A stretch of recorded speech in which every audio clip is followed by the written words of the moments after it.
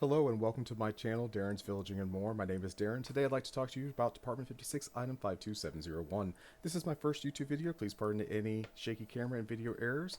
If you like my videos, please like and subscribe. These were introduced in 1998 as part of the original Snow Village Halloween lineup and are considered quite dim by today's standard. I bought quite a few of these on eBay, and I'm going to take you through the process of removing the old electronics, deciding which LEDs to use, looking at the math, laying out the circuit, and bench testing and final application. Removing the original LEDs from the jack-o'-lanterns is actually quite an easy process. There's just a little bit of glue around each LED at the base of the individual pumpkin.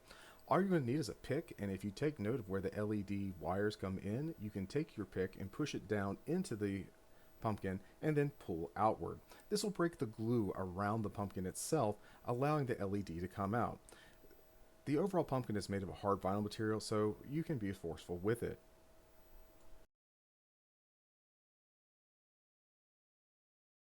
Alright, the first LED that we're going to use is a red flickering candlelight LED. This does flicker red. So I am sorry, but on camera, for whatever reason, it's more of an orange. But to the naked eye, it's definitely more red than what you're seeing on your screen now.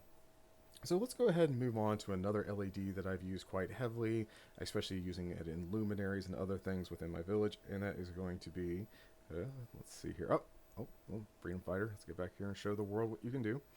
This is the flickering yellow LED that gives it more of a candlelight effect. This has been a favorite in some of the Facebook groups that I'm in and amongst several of my friends. Now, the next up is going to actually be an RGB slow fade effect. Now, depending on what you're doing within your village, this could be a fun thing for a spooky scene or a creepy scene, maybe around a cemetery or something.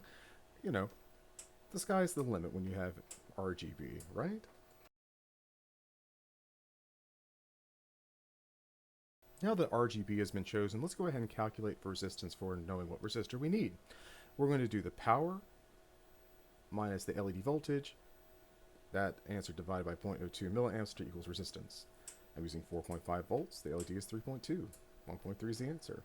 1.3 divided by 0.02 milliamps equals 65 ohms. So in this instance, I'm actually going to be using quarter watt 68 ohm plus or minus 5% resistors.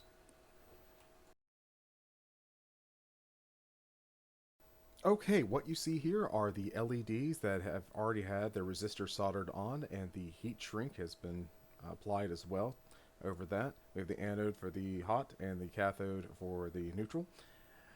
And this is how the string of lights is actually going to be laid out ultimately. There's going to be a little bit more space in between them, but this is the overall goal in getting to the village. This set will be wired in parallel.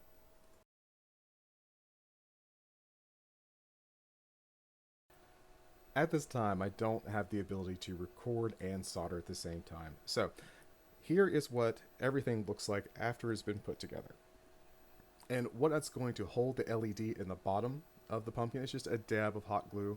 I use your standard Michaels low temp hot glue in order to adhere everything, and it works perfectly fine. The wires will be tucked in the moss within my village. Now, what's interesting is this 30 gauge wire that I use does not come connected. It's like an individual wire spool together. So I will often heat shrink pieces together to form a chain and so forth in order to accomplish the goal of whatever I'm working on.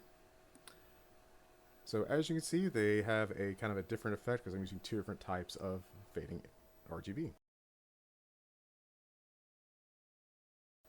So I have gone ahead and moved these over onto my Halloween village for 2025. Got them wired up, hidden everything, have them tacked down with a little bit of tacky wax. And this is the end result. I could not be happier. For what I was going for, they are a ton of fun. They're nice and bright. They're an eye-catching piece these days. And I'm going to enjoy it the entire season long. Let me know what you think in the comments.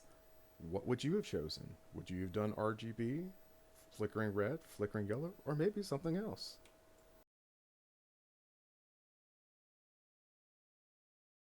And surprise, I actually have some orange flickering pumpkins I had done early on as a quick test when I first got these.